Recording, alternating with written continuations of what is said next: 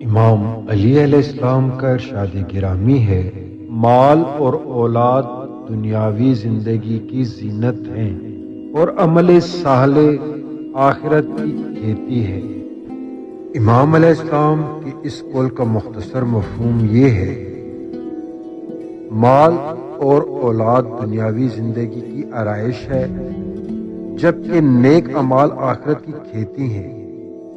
مال اور اولاد دنیا کی وقتی زیبائش اور آزمائش ہے، یہ فانی ہے۔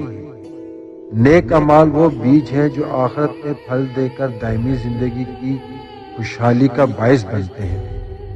انسان کو صرف دنیاوی آرائش پر فریفتہ نہیں ہونا چاہیے، بلکہ آخرت کی تیاری کو اصل مقصد بنانا چاہیے۔ یہ قول انسان کو دنیا و آخرت کے درمیان توازن قائم رکھنے اور نیک اعمال کو ترجیح دینے کی نصیحت کرتا ہے۔